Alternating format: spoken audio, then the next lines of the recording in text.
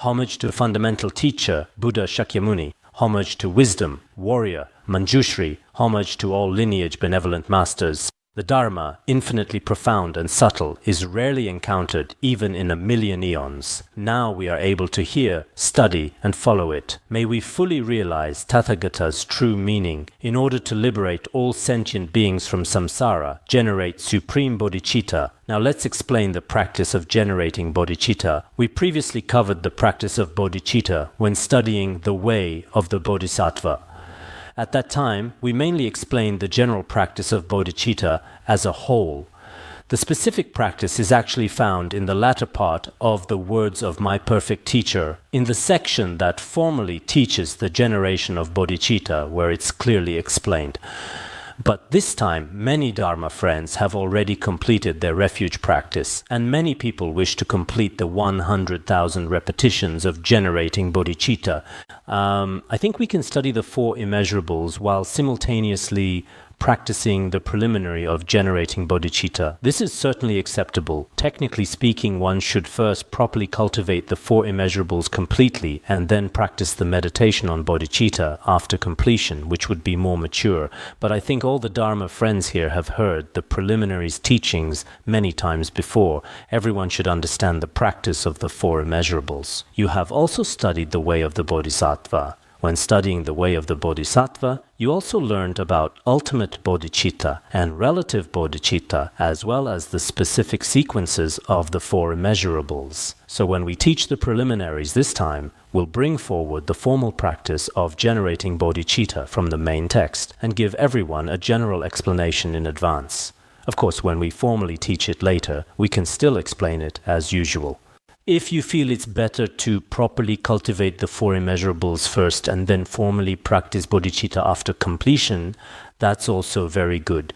Or practicing the Four Immeasurables while simultaneously practicing bodhicitta, I also think this should be acceptable. So the reason for introducing this to everyone is, as I've described when teaching the Four Immeasurables, according to the traditional scriptural approach, one should begin by teaching loving-kindness, compassion, joy, and equanimity, starting with boundless loving-kindness. According to the pith instruction approach of the masters following the teachings of Venerable Longchenpa and Patrul Rinpoche, one should first teach boundless equanimity, and after achieving equality between self and others, only then can one properly cultivate boundless compassion, loving kindness, and joy. We too follow this same analytical method from the treatises. One must first understand the basic principles of ultimate and relative bodhicitta. If explaining through the pith instruction method, there's no need to discuss much theory. It's entirely about generating in one's own mind the feeling that all sentient beings are my mothers, exactly the same as my present mother.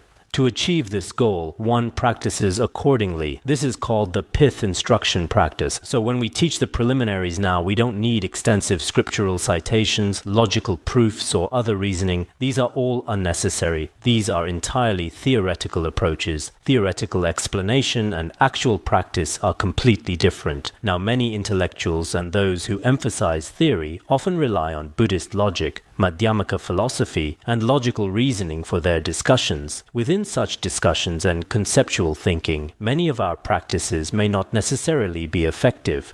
When we engage in actual practice, we temporarily set aside many theoretical analyses. We must follow the instructions of the lineage masters and practice step by step. During the process of practice, we must truly bring forth the content of our practice in our minds. We must merge our mind with the essence of the Dharma as one. This is the purpose of our practice. This is actually the most important thing. Whether it's bodhicitta or cultivating any other Dharma when we practice the preliminaries, indeed practicing any Dharma, its actual practice is indeed meaningful for many people. No matter how proficient you are in theory or how well you can speak. But if you haven't actually practiced, it's quite difficult for these dharmas to integrate with your mind stream. Therefore, our lineage masters strongly emphasize that one must engage in actual practice. The sequential practices in Tibetan Buddhism indeed have extremely complete methods. Such complete steps and sequences are extremely rare in many traditions today. Therefore, When we practice, we must follow the instructions of the great masters of the past. Otherwise, I sometimes often think, especially when teaching Mahayana Bodhicitta, we consider ourselves Mahayana practitioners, but in reality, has great compassion arisen in our mind stream? Has genuine compassion for sentient beings arisen? Sometimes we're not even as good as ordinary worldly people. I heard of a leader who, after seeing a family with 11 orphans, continuously wept during meetings afterwards. Many people were moved when they heard about this. When I heard about his experience and reflected on myself, we consider ourselves Mahayana practitioners, but if I truly saw 11 impoverished children, would I have that knife-cutting pain in my heart? Do I have it? At such times it seems I only speak words, not to mention being a Mahayana Buddhist. I might even say I practice Vajrayana. I might say this, but in reality, my mind stream, especially regarding great compassion for benefiting others, is indeed particularly lacking, whether others praise you or commend you in any way or however they evaluate you. But in your heart, people should know themselves. You should understand yourself, what level of realization you truly have, what your mind stream is actually like. We're not even as good as some worldly people. For example, in the world today, people from other religions, sometimes their spirit is indeed quite remarkable. For instance, some people go among those with leprosy, among those with particularly frightening and severely contagious diseases, sacrificing their own lives to wholeheartedly help, like some American films from the past which were actually based on real events. Later dramatized, when ships were wrecked at sea, some people refused to board the lifeboats, letting the elderly, weak, sick, and disabled cross first. They had no faith, but they had kind hearts. Yet we who study Mahayana Buddhism forget about true bodhicitta. Do we even have compassion, the foundation of bodhicitta? The foundation of compassion is a good heart. Do we have a kind heart? If we don't even have a kind heart and view all beings with hatred, then truly we cannot be counted among the ranks of Mahayana practitioners. Therefore, many of you here should often reflect if we don't even have the good roots of Mahayana disposition. It's difficult to claim to be a Vajrayana practitioner or student of Mahayana Buddhism. This would be very difficult to be a genuine Mahayana practitioner. When the disposition awakens, there are two types. According to the introduction to the middle way, when you hear the sound of the emptiness of all phenomena, you're so joyful that your hair stands on end and tears flow. There are such people. When they hear about emptiness, their past good roots have been revived. This is one type of person whose Mahayana foundation matures after hearing about emptiness. There's another type of person, according to the ornament of the Mahayana Sutras, when you discover the suffering of sentient beings, you also spontaneously generate compassion and shed tears. Such a person is also a sign of awakened Mahayana disposition. These two types may have certain karmic connections from past lives. Those who studied Mahayana in past lives and truly practiced bodhicitta will become like this in this world. But otherwise, no matter how many Mahayana treatises we've heard, or how many times we've heard about the benefits of bodhicitta, it's like listening to a Qigong report. We feel nothing in our hearts. Even if there's a little feeling like sunlight through clouds, it's quickly obscured by other conceptual thoughts. In that case, one cannot be called a Vajrayana master and should not even have the basic title of a Mahayana practitioner. So in this world, we first need to understand ourselves. If you truly wish to benefit sentient beings through Buddha Shakyamuni's Dharma, at the very least, genuine, great, compassionate bodhicitta must arise in your mind stream. As stated in the Sutra of the Fourfold Accomplishment, wise beings in the world should generate bodhicitta. Those in the world who possess intelligence or wisdom should generate supreme bodhicitta, or at least should have such bodhicitta. Because with bodhicitta, you can truly benefit sentient beings. There are various methods of benefiting beings nowadays. For instance, some charitable organizations in society, or certain individuals who wish to help through material wealth, status, or other methods to assist them, but these are temporary. To truly eliminate the root of ignorance and grant everlasting happiness, only bodhicitta can accomplish this. If you wish to skillfully and peacefully liberate countless beings, generate bodhicitta.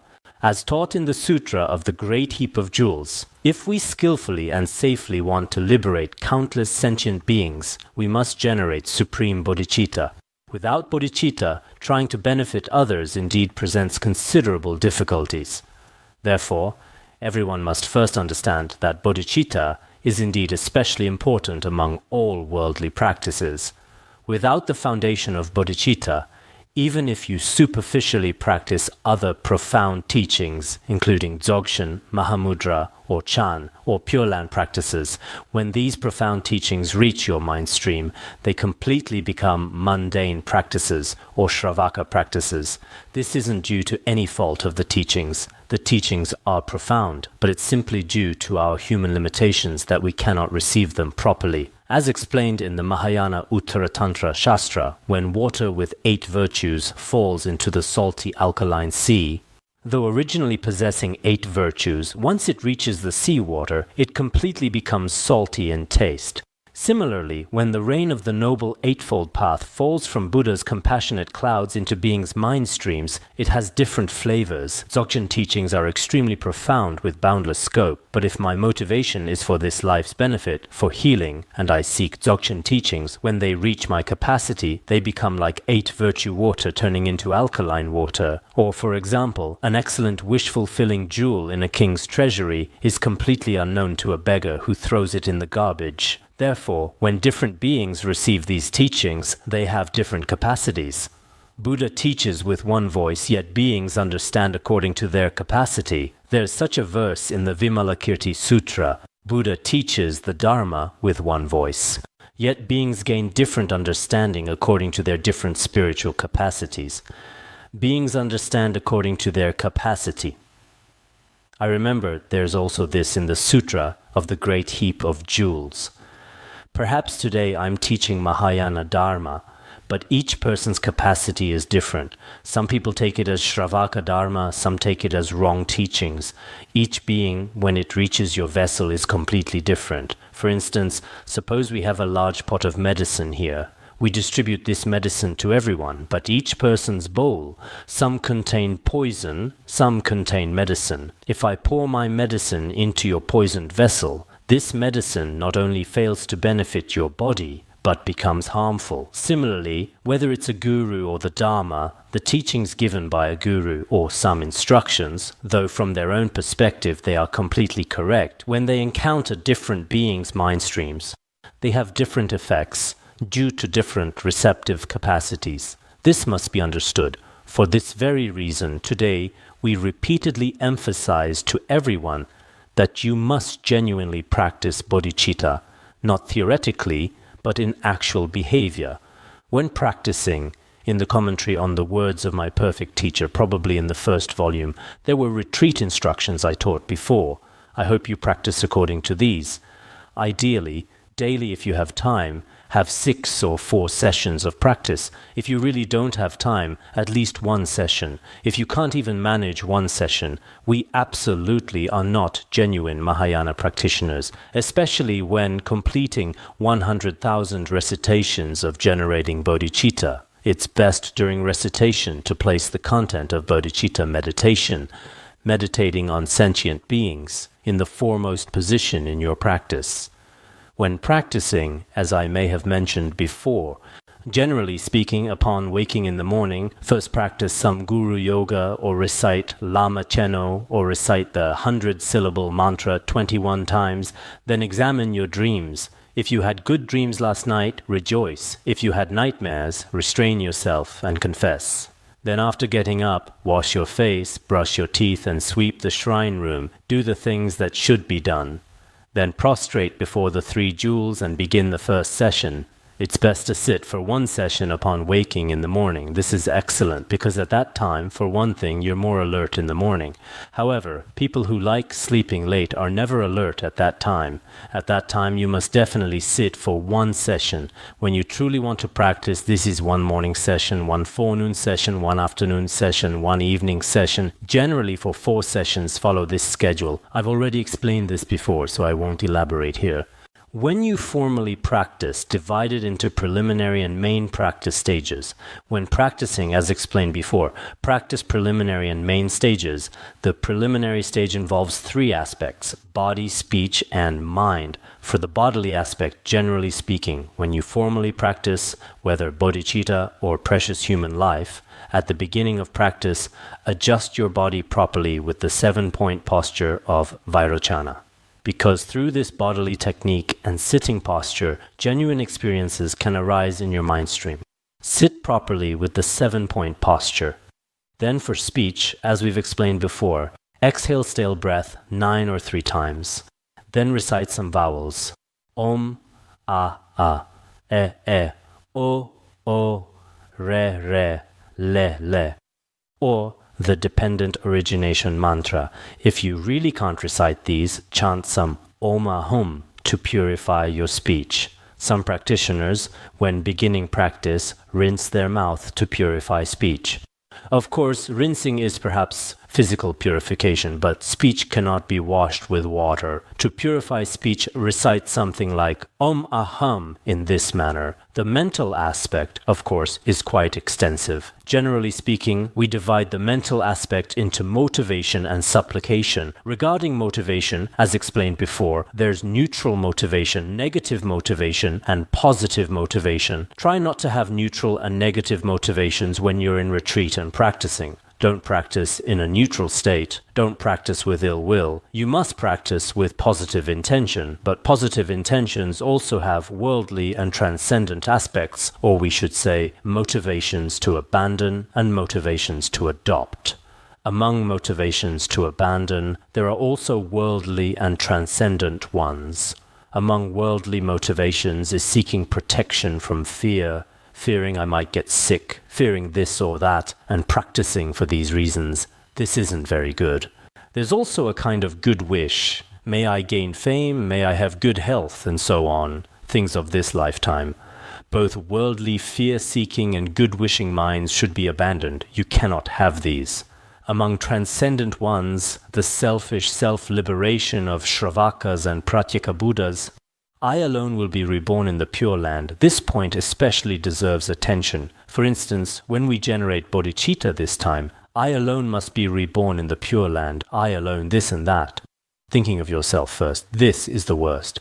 I am doing this for sentient beings. This must be contemplated repeatedly. In the meditation process, it's certainly difficult at the beginning, but gradually, truly, though you can't completely align with it, you can alternately remember it. So the thought of self-liberation, though it's a transcendent, virtuous mind, we must definitely abandon it. What practice should we adopt?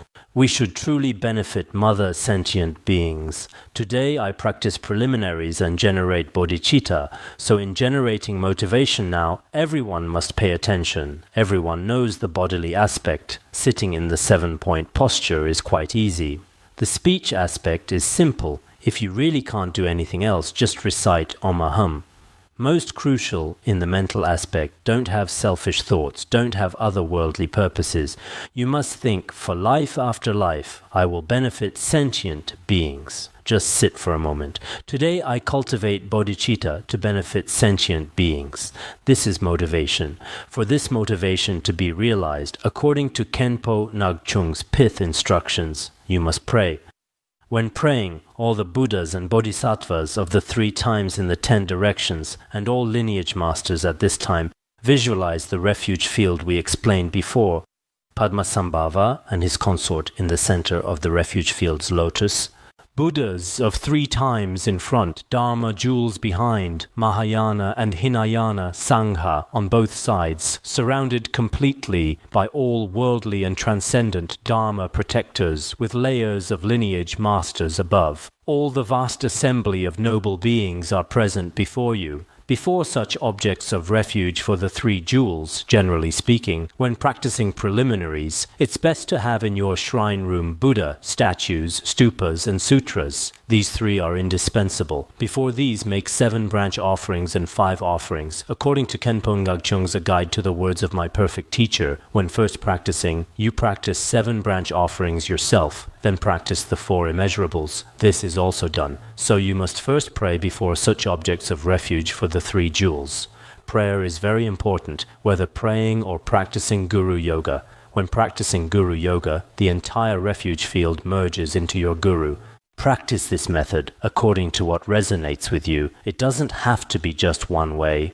Then truly begin practicing, merging the Guru into yourself. Your mind and the Guru's wisdom are indivisible. Rest briefly in this state. Then again visualize the refuge field. This is also possible. If you really can't visualize the refuge field beforehand, first practice Guru Yoga. First sit in 7-point posture, then purify speech. Generate Bodhicitta in your mind. After generating Bodhicitta, practice Guru Yoga. Finally, the Guru merges into your body. Rest briefly in this state. Then begin visualizing the refuge field, the clear visualization of the merit field. Before this merit field, begin reciting the Bodhicitta verses. When reciting Bodhicitta verses, I would suggest in Venerable Longchenpa's The Excellent Path to Enlightenment, in the practice of generating Bodhicitta, there's a passage that requires reciting 3 times. Actually, these 3 recitations combine the instructions of many lineage masters. At the beginning, if you can recite it 3 times, that's excellent. Let me see, I brought one. In the Bodhicitta practice it says, I, so-and-so, from now until the fruit of enlightenment, take refuge in all great Vajradhara Gurus. Take refuge in the blessed Buddhas, most exalted among bipeds. Take refuge in the most exalted Dharma, free from attachment and cessation. Take refuge in the most exalted Sangha of irreversible, noble beings. Please accept me as a bodhisattva. I pray to all great Vajradhara Gurus, all blessed Buddhas and great bodhisattvas of the levels. Please think of me. Just as past blessed Buddhas and great bodhisattvas of the levels generated supreme bodhicitta for all sentient beings, I, so-and-so, also from now until the fruit of enlightenment generate vast bodhicitta for all sentient beings. Those unrescued, I will rescue. Those unliberated, I will liberate. Those uncomforted, I will comfort. Those who haven't attained nirvana, I will help attain nirvana. If you have time, recite this 3 times, then begin reciting Bodhicitta verses. Or this is also possible, from illuminating the path to liberation. Now we require everyone here to use illuminating the path to liberation. If you recite using verses from illuminating the path to liberation from the beginning to the middle, recite until the Bodhicitta verses, then after the Bodhicitta verses, you begin reciting in Tibetan.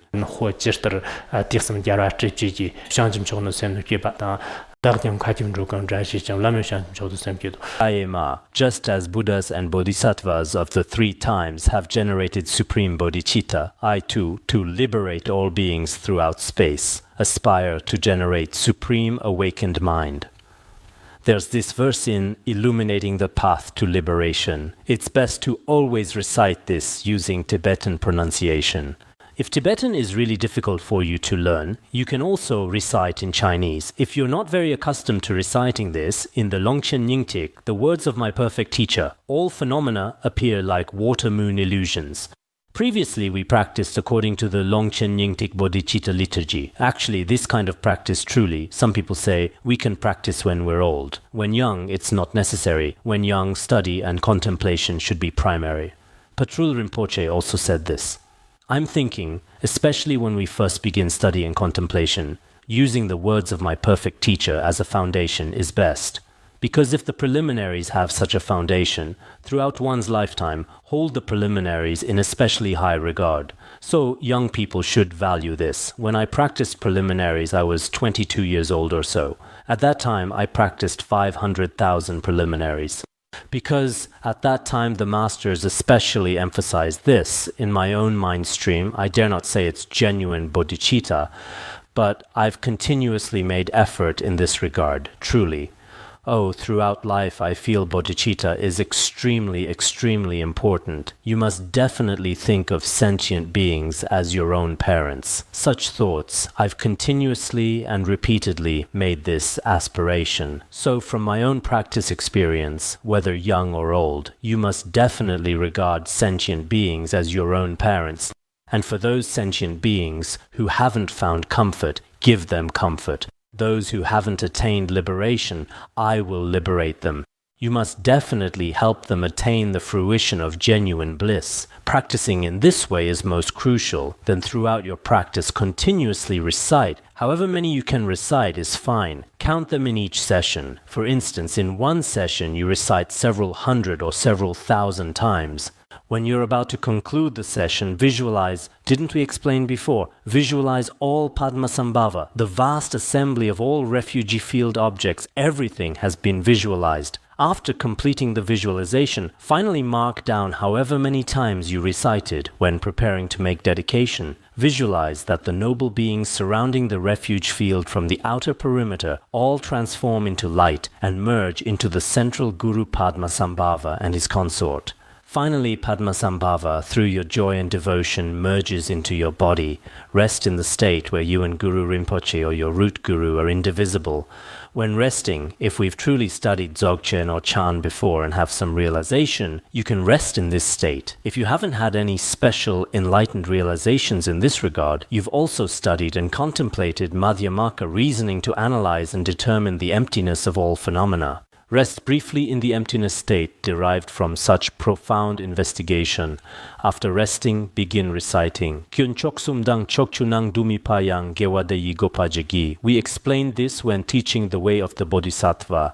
May the precious Bodhicitta that has not arisen, arise, and may that which has arisen not decline, but continue to increase. Recite this Bodhicitta verse once. If you have time, you can also recite the verses at the end of our usual Bodhicitta liturgy about mutual joy. These verses can also be recited. Then recite, emulating the heroic wisdom of Manjushri and the excellent conduct of Samantabhadra, and so forth. If you use illuminating the path to liberation when concluding the session, after reciting the latter part, then make dedication. This is a complete method for one authentic session of bodhicitta practice. Such a session, if you truly have time, complete the 500,000 preliminaries session by session. Completing them session by session has excellent results. Of course, when we practice collectively, we may not have such long meditation periods. Everyone basically recites a liturgy, then chants the verses together. When reciting verses, sometimes visualize all sentient beings, your relatives and hated enemies, as completely equal, reciting while generating the state of equanimity. Sometimes thinking, may these pitiful mother sentient beings, through my power, I will definitely help them attain the bliss of liberation. Reciting in a state of compassion, or helping these beings, that was loving kindness just now, helping these beings leave all suffering in a state of compassion, and so forth. Such four immeasurables, or helping these beings attain the joyful state of being free from suffering and finding happiness. In the state, immeasurable joy, reciting in the state of the four immeasurables is also possible.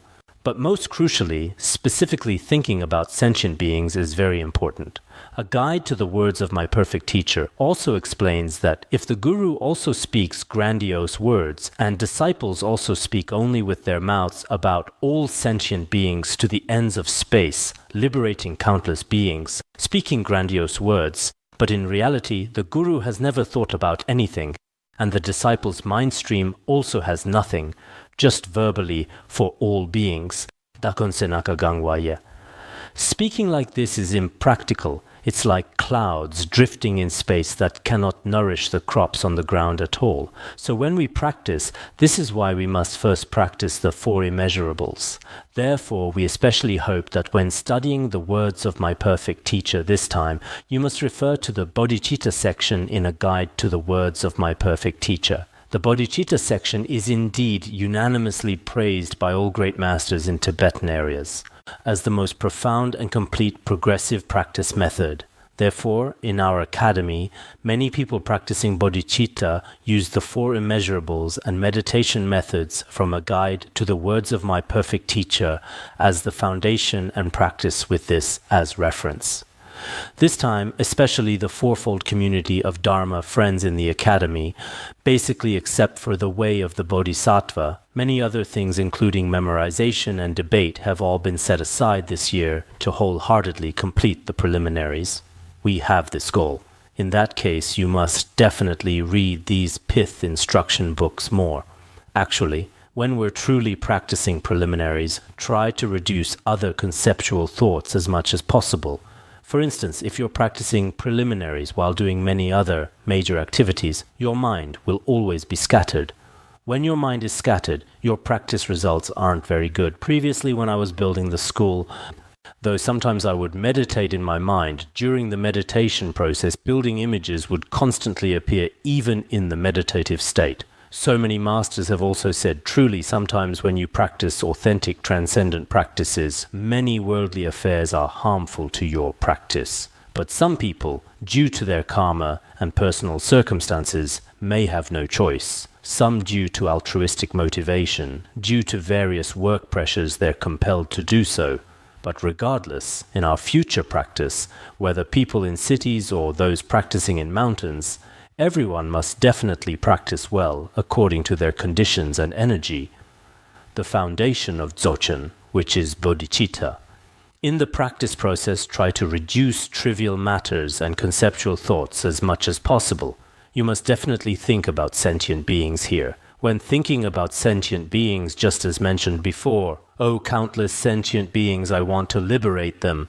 Speaking like this is not very practical. It's like when you truly encounter a hated enemy, or when a sentient being appears before you, you've never meditated on them. This is why Venerable Longchenpa, often Rigzin Jigme Lingpa in Treasury of Precious Qualities, also says this. You must definitely think of a sentient being with whom you have the worst relationship, whom you hate, visualize them before you, then use them as the object for practicing the Four Immeasurables. If you succeed in this practice, then for other individual beings, afterwards when you see a sentient being, whatever kind of relationship they have with me doesn't matter. As long as you see a sentient being, even seeing a small insect, oh, it's a sentient being, I feel compassion for it. I must definitely help it be free from suffering and find happiness. This heart naturally arises. So now cultivating bodhicitta is extremely difficult. What's the difficulty? When specifically encountering any sentient being, though we verbally recited generating bodhicitta 100,000 times, if we haven't actually truly practiced with the Four Immeasurables, there are considerable difficulties. Therefore, everyone must definitely integrate the content of your daily meditation into practice. Many pith instruction books also explain that whether in retreat or during quiet sitting, when reciting the generation of bodhicitta, at the end, you must definitely apply it in daily life. When you've been continuously reciting bodhicitta verses, think about how Buddhas and Bodhisattvas generated bodhicitta, how Buddhas of the 3 times generated bodhicitta, how they generated bodhicitta, generated supreme bodhicitta. I too today make this aspiration before all the 3 jewels of the 10 directions to generate bodhicitta and liberate sentient beings. You also think like this. But if at that time, not to mention every single time, basically every meditation session you've thought like this, when you encounter sentient beings, you have prior training, so you will help them. Such cultivation makes bodhicitta easily arise in your mind stream. So some people with past life connections, with slight bodhicitta practice, easily generate it. From then on, they completely become a different person. When you enter, you're completely an ordinary person. When you leave, you've become a bodhisattva. For people with such connections, Chan also has this teaching. When you enter, you're a sentient being. When you leave, you're a Buddha. Indeed, we dare not say Buddha, but when you begin practicing this teaching, you're an ordinary, mediocre person. When you finally attain this teaching, you still completely eliminate self-interested thoughts and completely eliminate substantial grasping. Of course, as ordinary people, before realizing emptiness, substantial grasping won't be eliminated. But ordinary people can still eliminate self-interested thoughts in their mind stream. We usually see that when they first arrived, many monastics or lay practitioners basically had no altruistic thoughts at all. But later, through Mahayana Buddhist education, gradually they no longer consider their own affairs as matters at all. Truly like some past life stories of Buddha, single-mindedly thinking only of benefiting beings, willing to sacrifice everything. Such people are truly Mahayana bodhisattvas, greatly needed in any Buddhist institution. Sometimes when I visit Tibetan areas, Han regions, or various monasteries, seeing some abbots in monasteries, their behavior is truly moving. These people are truly living bodhisattvas, absolutely remarkable. Besides benefiting sentient beings, they have no personal space, no personal affairs. But some, though very famous, in reality may have never meditated on bodhicitta and never thought about benefiting beings. Such phenomena also exist. But what's the actual situation? Generally, ordinary eyes cannot see clearly. The mind streams of various bodhisattvas or beings externally cannot be determined. So in our study and practice, what we need most is bodhicitta. If bodhicitta truly exists in your mind stream, its merit, all the merit generated in an instant moment, cannot be praised even with our words of praise. If one were to praise bodhicitta and all its merits for many billions of eons, the praise could never be exhausted. This is taught in the Protection of the Ruler of the State, Dharani Sutra. If one were to praise bodhicitta's merit, all its merit, or even one instance, even through billions of eons, one could never finish praising it. Using various languages to describe it, it's inexhaustible. So in our mind stream, even for one day, one time, His Holiness Jigme Phuntsok often said during our teachings at the beginning when teachers ask everyone to generate supreme bodhicitta, rest briefly thinking, oh, I truly listened to teachings today to benefit beings.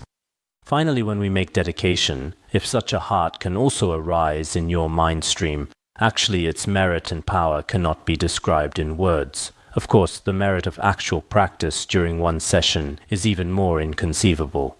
So I hope all Dharma friends present will definitely cultivate bodhicitta well. Bodhicitta is especially emphasized by all lineage masters. If the foundation of bodhicitta is good, then practicing dzogchen also becomes authentic dzogchen. Why? Because dzogchen is practiced on the foundation of benefiting others. In this way, it will definitely manifest its value and authentic blessings.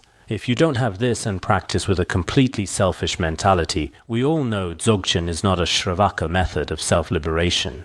So practice for the benefit of sentient beings. Just as His Holiness Jigme Phuntsok taught in Song of Victory, even if you think it's for yourself, in reality benefiting others is a very important pith instruction. If you want to attain Buddhahood through various methods, first place benefiting beings in the foremost position. With such a mentality, even in our ordinary mind streams, relatively similar bodhicitta can also arise. We can also eliminate various causes for entering samsara or lower realms in our mind stream. His Holiness Jigme Phuntsok once specifically gave teachings in the Great Assembly Hall where he proposed the thesis that people with aspiration and application bodhicitta in their mind stream will absolutely never fall. He had all the teachers debate against His Holiness. Finally, this also became a very auspicious connection. When I taught the first chapter of The Way of the Bodhisattva, I also elaborated on this matter. Later, when I studied the Flower Ornament Sutra, including the Sutra of the Great Heap of Jewels and many other Mahayana sutras, His Holiness's reasoning is completely established. If there's truly bodhicitta in one's mind stream, generally they won't fall. Even if they fall, it's like bouncing a ball. When they truly experience suffering in lower realms, they immediately attain liberation.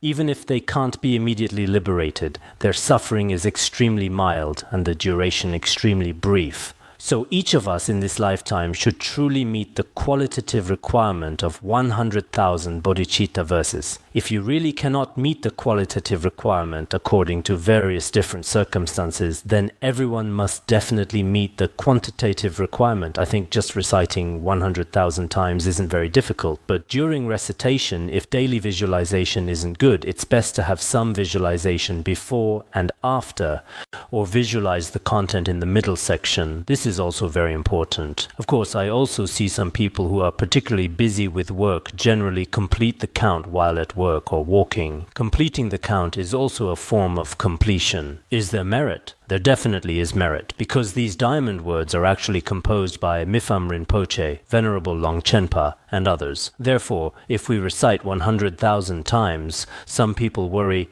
Look, I can't visualize anything now, and I often generate selfish conceptual thoughts. In that case, doesn't this fail to qualify and become meaningless? It's not meaningless, it has very significant meaning. It's just that according to strict requirements, it must be completed under the premise or primary cause of benefiting beings. But if you really don't have such a mentality, you must generally think, oh, I heard generating bodhicitta is very important, though I myself don't feel much. I don't think generating bodhicitta is necessarily important. Eating lunch is important. For me, sleeping is important. Or for me, having a good rest. That's very important. But regardless, I still want to complete the verses. This is also a form of completion. Compared to those who are lazy every day and don't recite even one verse, comparatively speaking, there's certainly some merit. Regardless, I hope that within our specified time, according to the traditions and requirements of lineage masters, everyone must definitely complete the count of these verses. Finally, dedicate the merit to all sentient beings. I think we'll stop here today.